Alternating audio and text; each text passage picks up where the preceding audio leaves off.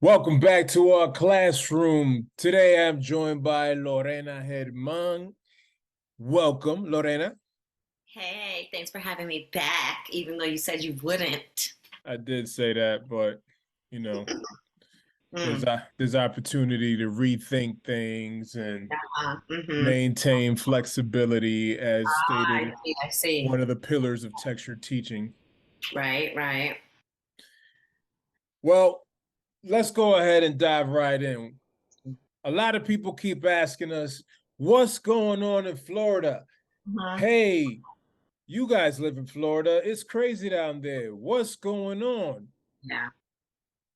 And it depends on the day Yeah, because every day is a crazy day in the state of Florida. yeah. But what we're going to talk about today is Florida has approved the controversial new standards for teaching African American history Mhm. at the public schools. And what an interesting decision that Yeah, has provided so much fodder for conversation. Everybody's covering it. So let's dig in. yeah. They're talking about slavery, Mhm. right? So that's one of the key issues that has surfaced. One of the conversations that people are having is like, hey, they're trying to teach that there were benefits of slavery. I would say make it make sense, but there's no way that you can make it make sense. But go ahead. Why don't you share your perspective on this new controversial Yeah. issue that is being pushed here in Florida? I mean, I think first it's important to explain what is going on. That's a good question. So, where we have to begin is actually, I think, explaining what is going on here. So the first thing is that the most recent, policy that was passed or the new standards are specifically for African American history classes, which I'm not sure actually at what point in the curriculum or in grade levels they're expected to when it's expected to be taught, because I know that as it stands in lower elementary that's not a thing, so I'm not sure where that comes in. But this new policy or this new standard, I actually have it here. I screenshotted it because I was like, I need to read this over and over. So the way the standards are written is you've got a standard and some of them have a clarification, a benchmark clarification. So there's like the fine print under the standard. So that's what this is. This is a clarification, in addition to the standard. So the standard itself is examine the various duties and trades performed by slaves. For example, agricultural work, painting, carpentry, tailoring, domestic service, blacksmithing, transportation. It's important to read that because when asked about this, DeSantis yesterday, I believe, talked about blacksmithing. And he's like, oh, well, they learned these skills that later on ended up helping them. And I'll get to why that whole thing is problematic. But that's why he's saying blacksmithing. That's why that was his example, is because it actually comes from the standard. Yeah, I So mean, here's the clarification. it's even interesting to think about like why are they asking this? Like what's the intention and what's the Right, importance of knowing the trades right, that those who were enslaved right, had to engage in? right, right. That's what I want to talk about that too. But here's the benchmark clarification. Clarification one, instruction includes how slaves developed skills which, in some instances, could be applied for their personal benefit. So that's the language, that's the thing that everybody's citing and quoting on the articles, etc. It's that clarification pertaining to that standard. And I actually don't think that it's bad to teach the idea that there were many duties and trades performed by enslaved people. The first issue here, too, is like this language. We're in 2023, and for a number of years now, historians and people in the field of particularly African American studies have talked about not necessarily using the word slave, but using the word enslaved, Right. right? Because it clarifies the relationship to slavery. So So there's that, right? Like that language has to be updated. But anyway, so then, your question is I think the appropriate next one. What is the point of such a thing? Why would I teach that to students? Right?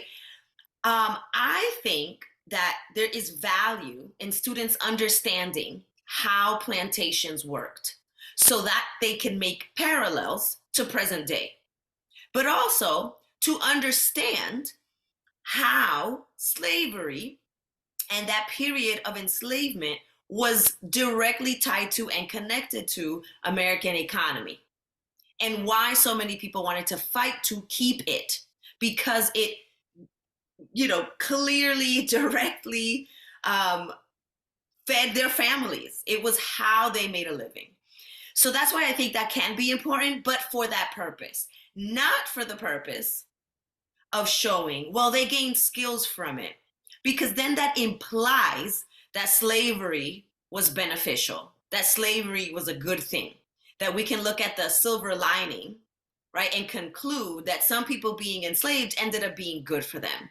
It's paternalistic and it's racist. So we're back to the square one. It's interesting to think about what not just DeSantis, but many folks who are in that circle or side of the spectrum or whatever language we want to use, but a contingency of people that are on the, hey, we need to dismantle woke indoctrination, right? The notion of indoctrination, I would argue, applies here. Mm-hmm. Right? The hypocrisy is wild. Yeah. Right. And so if DeSantis and folks that think along those lines are arguing, well, they're teaching lies, right? And they're trying to change history. And then the counter is to do what? To teach lies. Right. Or omit truths. Right. Same or thing. Manipulate information, right? Because that's what's sinister about this, right? Because it's like, yeah, there were people that gained some skills, sure. So now you want to use that as an argument to say that slavery was beneficial, and then that creates a domino effect. Let's say that yes, slavery was beneficial, right? Let's pretend for a second it was a good thing for African Americans to experience because they gained skills. Therefore, they are not oppressed. Therefore, reparations isn't necessary, right? Therefore, racism is not, that wasn't the precursor for the Civil War. It's not the foundation for the period of enslavement. It was actually a thing that we all benefited from. So, like, if you were to even follow that, that's why you have to stop it right there. Because if you follow that train of thought, it opens up so many doors. It's impossible because you can't talk about the enslavement of African folks without considering the physical damage, psychological damage, spiritual damage, emotional damage, so on and so forth. Right. That has extended generations. Right. To present day. Like it's impossible. Okay, but I agree with you. You have to teach this stuff in its proper context. Right. Right. So you can't get into, hey, they developed these skills without saying, like, yeah, at the expense of everything. Families being destroyed, being removed from your homeland, being physically abused, emotionally abused, raped, tortured, so on and so forth, right? Lack of educational opportunities, right? Even seeking education can cost you your life. You can't teach this stuff without saying all those other critical pieces that folks really don't want us teaching about. Yeah. But it's what's interesting to me is that I remember years ago, like, just seeing none of this is new.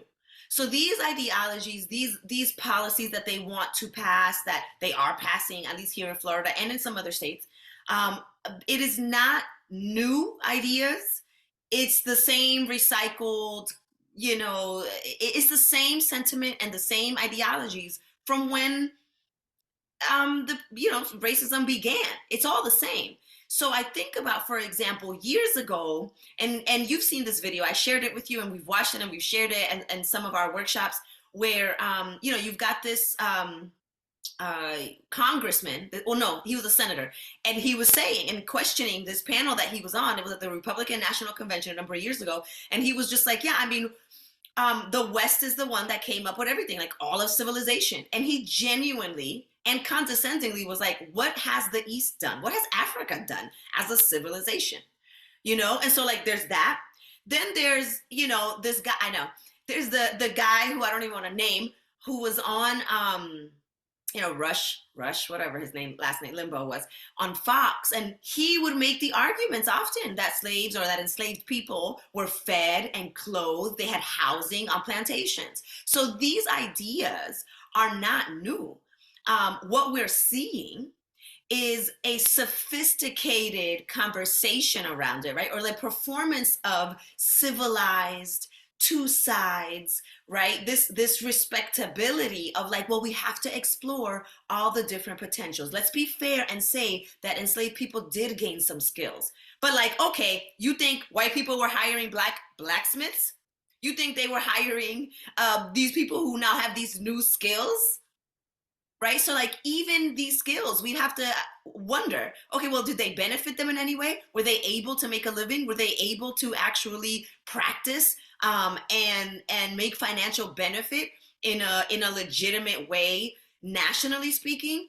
And then when they did start to do that in their own communities, we see that their communities got burned down and bombed, like in Tulsa, here in Rosewood, and in other places. So it's just preposterous to really sit around and think that because you're making an argument that enslaved people somehow gathered skills along the way, that somehow, that it is going to eventually make an argument for you to minimize the impact and horrors of slavery, which is the intention, I think, behind this.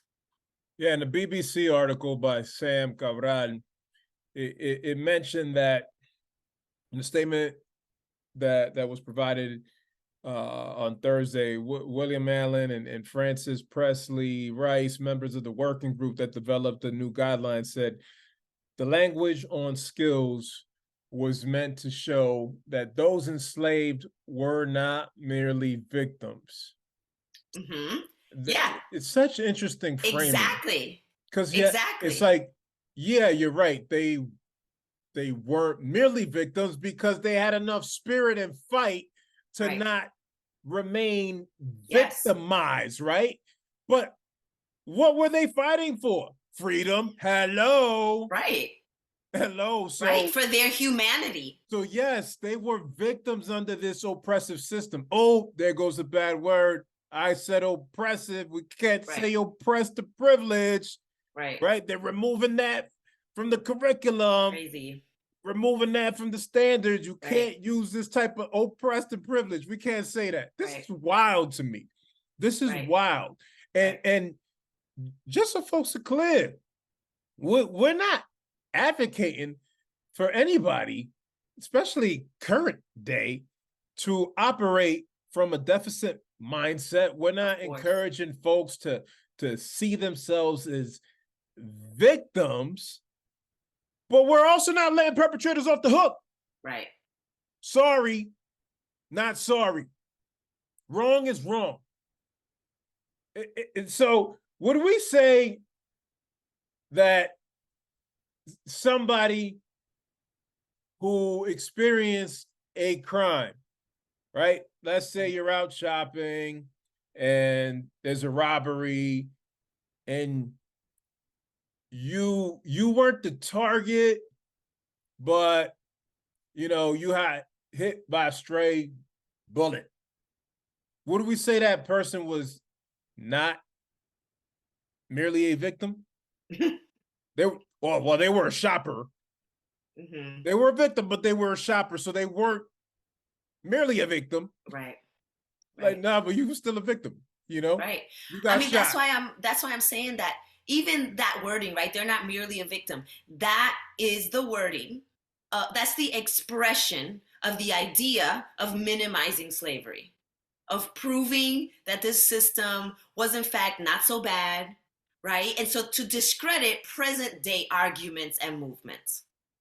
The other thing is, right, like, so it's crazy because you sit and you have to actually now in a classroom, right? Because now immediately I'm like, okay, if I'm a teacher, what in the world am I supposed to say? How am I supposed to address this?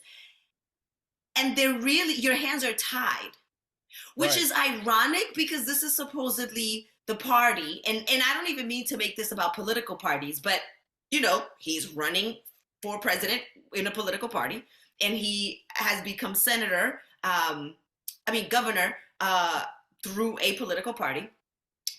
But this is the party of freedom. And they're fighting for freedom of speech and they're fighting for freedom of learning. But you're ironically limiting that by bringing in untruths, by lying. By lying. So, you know, the irony of it, and I think the other thing that I've been thinking about too is this all proves the things they've been trying to disprove so so strongly, right? So the argument that slavery wasn't so bad proves that slavery was so bad. That's why you're trying to minimize it.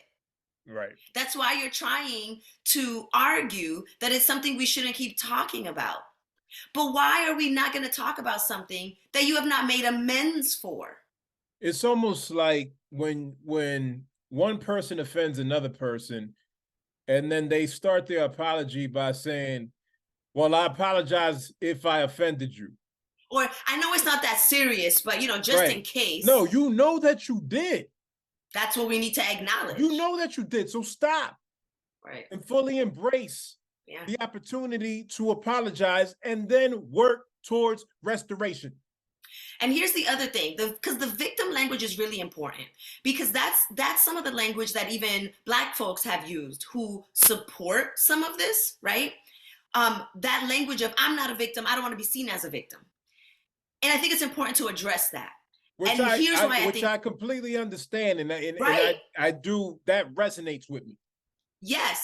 Here's the thing. I think immediately of the work of Dr. Eve Tuck, right, which I've cited in the Anti-Racist Teacher, when she talks about suspending damage. And she talks about us as, well, she talks about researchers there, but I apply it to education, right? That the narratives that we teach, the books that we choose, the content that we pass on to students and that we structure with our teaching should both show struggle and defeat, because that is a true part of people's histories, but also the joy and the resilience. To your point earlier about, yeah, they were trying to survive, right? Like they developed skills to survive.